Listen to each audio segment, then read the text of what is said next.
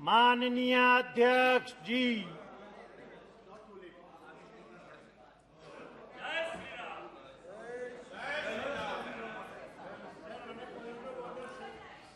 Okay please.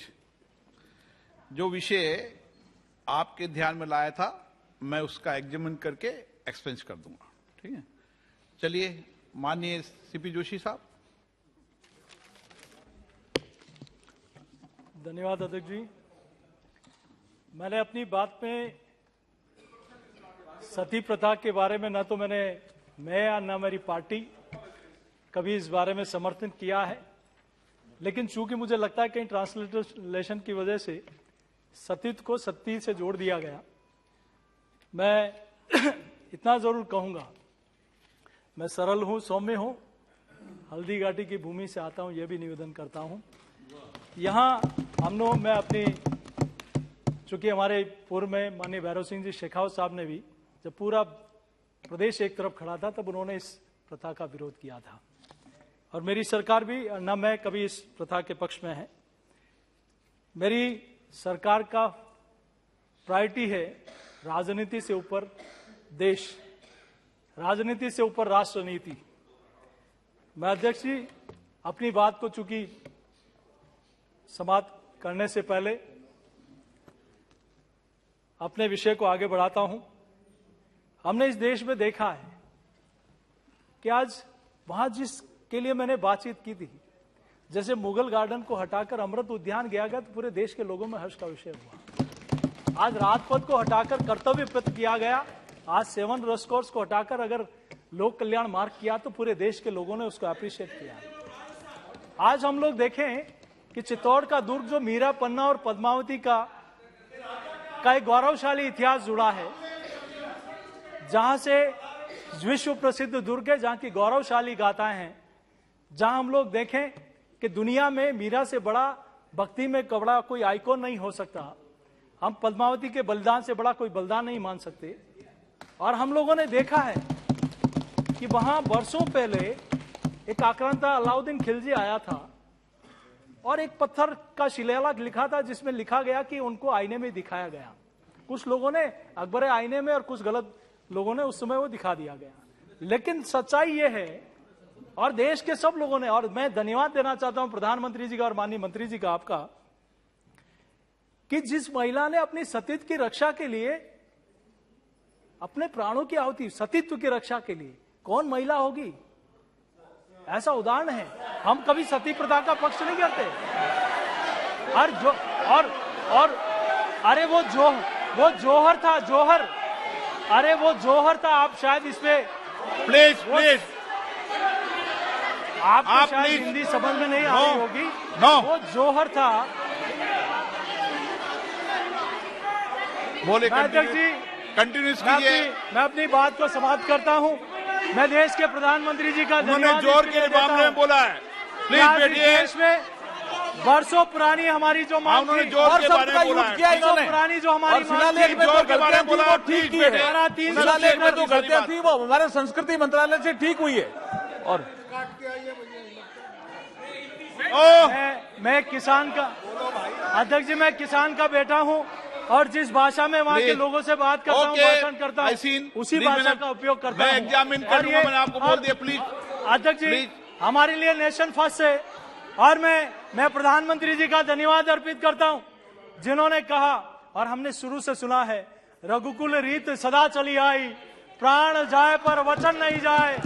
और उन्होंने जो संकल्पना ली थी कि आज उन्होंने तिरंगा यात्रा में, वहां एक तिरंगा यात्रा में गए थे आदरणीय मुरली मनोहर जी जोशी के साथ, तब देखा था कि धारा 370 और 35 से हटे वहां के लोगों को अरे जहां हुए बलिदान मुखर्जी वो कश्मीर हमारा है, जो कश्मीर हमारा है वो सारा का सारा है। और इसीलिए लोगों ने कहा कि वहां जलजला मच जाएगा, लेकिन जब 56 इंच के सीने वाला प्रधानमंत्री हो और आदरणीय अमित शाह जी जैसा गृह मंत्री हो और रक्त की एक बूंद भी नहीं बहती है और वहां से आतंकवादियों के सीने में तिरंगा गोप कर धारा 370 को हटाया जाता है, तब हमें गर्व होता है। मैं अपनी बात को समाप्त करने से पहले सिटीजन अमेंडमेंट एक्ट, नागरिकता संशोधन कानून, आपको दर्द होना चाहिए। जब मैं विस्थापित कैंप में, बस 1 मिनट में समाप्त कर रहा हूं, उस कैंप में गया, नेहरू लिया का समझौता किससे किया था? किससे कहा था कि उस देश में जो पीड़ित होंगे वो हिंदुस्तान आएंगे, तब उनकी सुरक्षा की जिम्मेदारी यहां की सरकार की होगी। आज मैं उस कैंप में गया तो एक परिवार ने, वहां हम लोग भी गए तो रूह कांप गई हमारे रोंगटे खड़े हो गए। उससे कहा कि एक परिवार में 16 लोग थे, पाकिस्तान में उस पूरे घर को लोगों ने, जाहिदियों ने घेर लिया, हाथ में हथियार थे। तब परिवार की एक सबसे छोटी बच्ची आई, एक टेबल को उठाकर अपने परिवार के मुखिया के सामने रख दिया और फिर गई, कोने से तलवार को उठाकर लाई और बाबा को दिया कि बाबा, हम सब महिलाओं को गला रेत कर मार डालिए, न तो ये आतंकवादी, ये भेड़िए हमारी असमत लूट डालेंगे। जब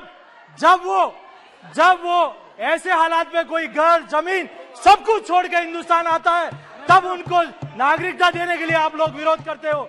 तब हमें लगता है कि हमारे प्रधानमंत्री जी ने, हमारे गृह मंत्री जी ने अच्छा निर्णय किया। तब देश की जनता कहती है मोदी जी है तो मुमकिन है, और अमित शाह जी है तो यकीन है। और दुनिया ने युद्ध दिया, हमने दुनिया को बुद्ध दिया। मैं अपनी बात को समाप्त करता हूं अध्यक्ष जी, मैं अपनी बात को समाप्त करता हूं। मैं अपनी बात को विराम करने से पहले एक सुरक्षित है जनहित, सुरक्षित है जनहित, सुरक्षित है देश की सीमा, क्योंकि पहरेदारी कर रहा है 56 इंच का सीना, क्योंकि पहरेदारी कर रहा है 56 इंच का सीना। माननीय अध्यक्ष जी, आपने मुझे बोलने का अवसर दिया, इसके लिए मैं हृदय की गहराई से आभार प्रकट करता हूं। यही कहते हुए देता हूं मैं अपनी वाणी को विराम। जय श्री राम।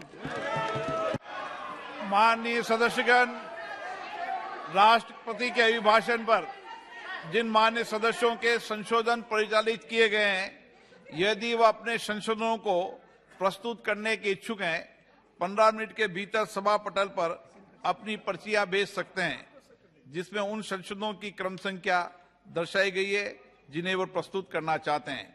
केवल उन संशोधनों को ही प्रस्तुत किया समझा जाएगा जिनके संबंध में पर्चियां निर्दिष्ट समय के भीतर सभा पटल पर रखी जाएगी। इस प्रकार प्रस्तुत किए गए संशोधन की क्रम संख्या को दर्शाने वाली सूची कुछ समय पश्चात सूचना पट पर लगा दी जाएगी। यदि किसी सदस्य को सूची में विसंगति पाए तो वह अपना ध्यान तुरंत सभा पटल के अधिकारियों पर अवगत कराने का कष्ट करें। माननीय सदस्यगण, लेकिन मेरा आप लोगों से आग्रह है, फिर मेरा आग्रह है कि सदन की मर्यादा को रखें। कोई भी मान्य सदस्य के किसी विषय पर आपको, 1 मिनट, किसी विषय पर आपको आपत्ति है, आप सीट पे खड़े होकर मुझे बताएं, अपनी बात कहें, मैं उसको एग्जामिन करूंगा, लेकिन उस सीटों पर जाकर वहां पहुंचना उचित नहीं है। ऐसे सदन नहीं चलेगा। आप कोई बात है मुझे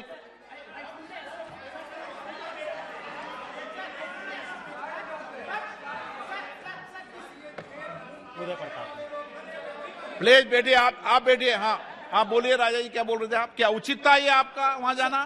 सर मेरे सवाल है कि आपका वहां जाना उचित था क्या? आप तो एक सवाल का जवाब दे दें। आप इज द सीनियर लीडर, वहां जाना उचित था क्या? एक सवाल का जवाब दे दें। आप मानते उचित है तो ठीक है, सदन में सब इसी तरीके से सदन चला दूंगा मैं। नहीं, लेकिन आप अगर ये मानते ही उचित था तो इसी तरीके से भी सदन चला सकता हूं। सदन दोनों तरफ से चल सकता है, जैसा। हाँ सर, आई एक्सेप्ट राजा जी बोल रहे हैं। हाँ Raja ji, sir, I accept your advice sir. I see we all want to abide the ruling given by the chair. We are after chair. We are ready to give all respect to the even opposition members. Certain issues can be disputed or argued democratically in the chair, but certain issues which is completely against the society, against the tranquility of the society, even anti-human.